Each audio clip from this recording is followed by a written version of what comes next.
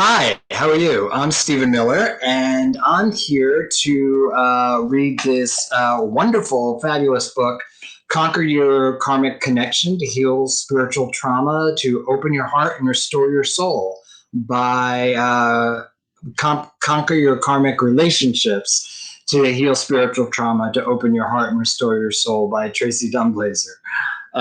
Again, my name is Stephen Miller, and I am an editor, novelist, producer, and I actually edited this book, and I'm honored to be reading part of it to you today.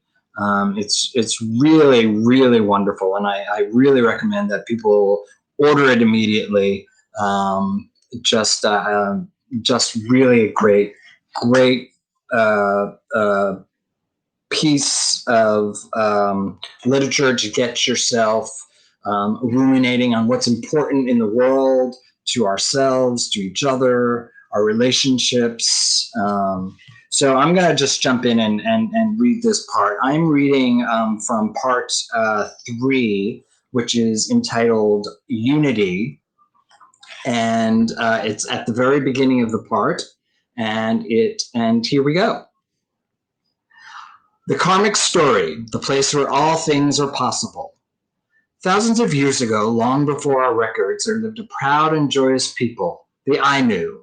Along the Okhotsk Sea, in between Japan and Russia, sits the magical Kurile Islands, bursting with life, where anything can happen. These first ancient Ainu were a deeply spiritual people with a connection to the land, and every plant and animal on it, a fabric of understanding woven so tight nothing could overcome it. Their village was a place where equality was natural, and people took pride in their spiritual contributions to society. They relied on themselves always and others when the sum of the whole was necessary. As the sun peaked just past the horizon, Rizunatek was up and working by firelight on a new kina, mat, for the hut. The transition of the seasons was colder than usual, and she just couldn't sleep.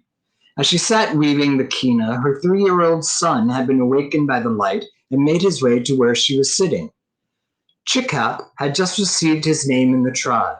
It meant bird. He had been infatuated with them since birth. All kinds. They had the power to make him happy and sad.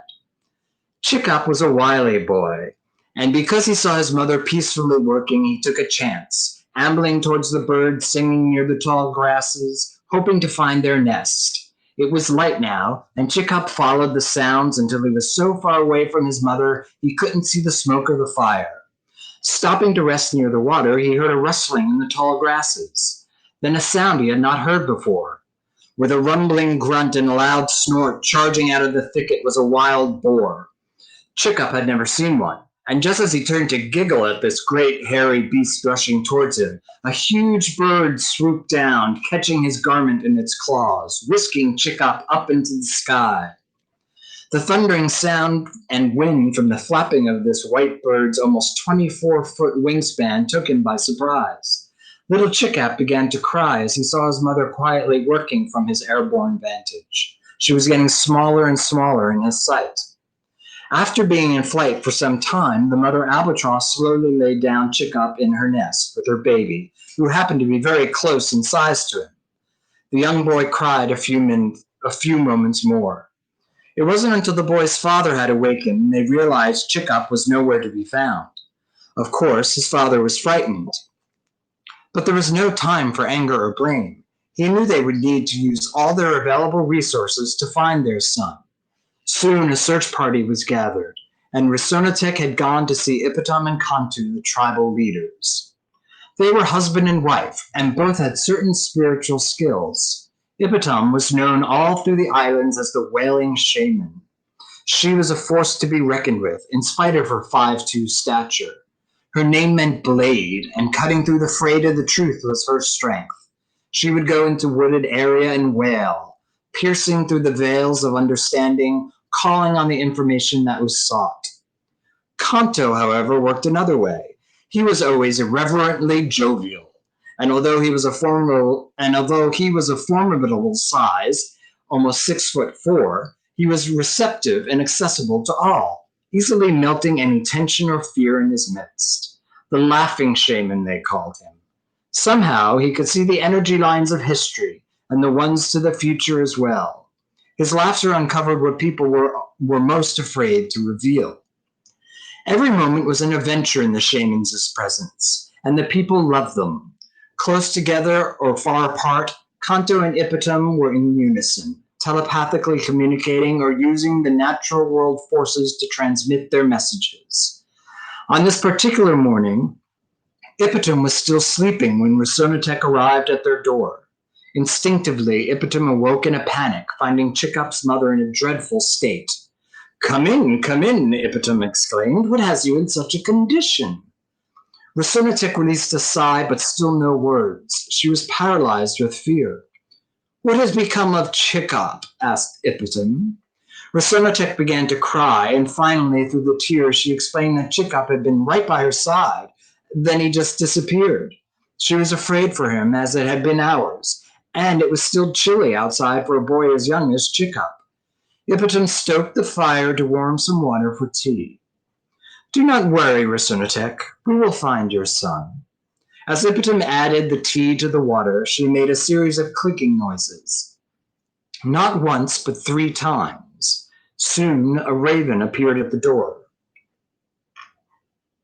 Go find Kanto, she said with another series of clicks, and off the raven flew to find her husband. As it happened, Kanto had already turned back from his morning walk the minute he felt Ipetum's earlier panic. It was only moments later when he walked through the door with the raven on his shoulder. What is this I hear of a missing boy? Ipetum went on to tell Kanto the story as she placed 2 cups for tea on the table. Filling each cup half full, she said, The 2 of you enjoy your tea. I'm going to the forest to see what the Kamui bear knows. Off she went deep into the forest where her sacred hut was situated. It was a simple round structure with a thatched roof to keep the water out. Ipetum entered the space and sat quietly for a few moments, focusing on Rusonatek's fear. Soon she was wailing. It would only be a short time before the revered Kamui arrived, and then the message would spread throughout the forest. Find the young boy named Chickup. Not surprisingly, Chickup was still in good humor. He was having the time of his life. He sat in the giant albatross's nest, making faces at the baby chick who stared back in wonder. They understood one another, giggling and cooing as 2 playmates do.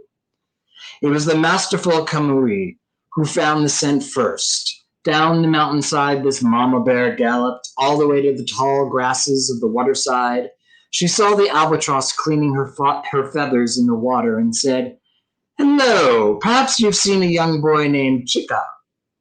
The albatross replied, Why, yes, he's with my baby in the nest. I came across him this morning being charged by the boars on the other side of the island. The silly boy was laughing at them. He had no idea.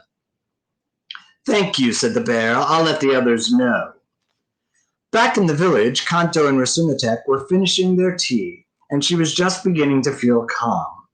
Kanto started to laugh. Laughing was how he received telepathic messages. He took Rusonatek's hand and said, Come, it's time to go. It seems they have found your venturesome boy in an albatross's nest on the other side of the island. Fearing the worst, Rusonatek began to cry. Oh, no, Kanto responded. He is safe and sound. It appears she saved him from the peril of stampeding wild boars. Rusonatek continued to cry, but now with a smile on her face. They walked quickly but calmly, and it was no time at all before they arrived. Rusonatek, seeing the enormous wings of the albatross, ran until she saw the large nest giving shelter to her precious baby boy. By now, the entire island was abuzz about little Chickup's adventure. The ravens told the foxes, who told the turtles, who told the otters, and now everyone knew. When the joyous news reached Rusonatek's husband and the search party, Rusonatek heard a loud, thunderous cry from the other side of the mountain, and then laughing and clapping. Even the wild boars were a little taken aback by the story and its humble beginnings. They hadn't meant any harm. The search party turned into an occasion for hunting and gathering. Chickup's father made sure there were offerings for everyone involved. They caught a squid for the albatross and her kin. The ravens got their favorite nuts. The bears received a stockpile of a treasured leaf. And there was a feast for the people. Ipetum and Kanto had already received their bounty, another opportunity to use their skills. All were pleased with the final outcome. As it is with all history, when there is an accounting of the facts, mostly they're remembered through our feelings, beliefs, and hopes for the future. The people of this little Ainu village were human, at times filled with confusion, pain, and fear. But it is really about the story you choose to tell that gives you the power in the story you want to create. So once again, that was Conquer Your Karmic Relationships, to heal spiritual trauma, to open your heart and restore your soul by Tracee Dunblazier. There's the book. And I wanted to read this section for two reasons, actually. Firstly, it's a really good example of how the book itself is set up. This is at the beginning of part 3 called Unity, and the book is divided into 5 parts. And each part begins with what is a story of a past life memory or a dream or some sort of karmic connection that Tracee has had. It's then followed itself by 5 smaller sections where the main theme, in this case unity, is broken down and examined. And then it's followed by directions to create and apply some sort of ritual to help bring clarity and explanation and assurance regarding the overall theme for that section. The second reason why I wanted to read this was basically because of the theme of unity. It spoke to me a lot during these times, as does the connection to nature this story has. And in this time of isolation, and here being in New York, this idea of nature and this sort of dream of the natural world is really something that's appealing to me right now. It also is reassuring to know, as this story speaks to, that nature or the universe will essentially take care of one's own, that in the end, everything will be taken care of, that we will be taken care of and the world will be taken care of. So once again, I'm Stephen Miller. I am an editor. I edited this book. And I'm a novelist. I wrote a book called The Keepers of Manon, which is available on Amazon.com. I'm also a producer. I'm right now producing a webinar series at WilliamBurgerPresents.com. It's about opera and film, and it's very interesting. And it just started, so if you wanted to take a look at that website, there's still places to join. And so once more, this was Conquer Your Karmic Relationships, Heal Spiritual Trauma to Open Your Heart and Restore Your Soul by Tracee Dunblazier. It's available now. I also wanted to mention that if you comment, so comment right now, please. If you comment, your name will automatically be put into a sweepstakes for a drawing of a free book, and also a collection of all of the Demon Slayer Handbook series. So so write your name in, or just comment and tell me how much you love me,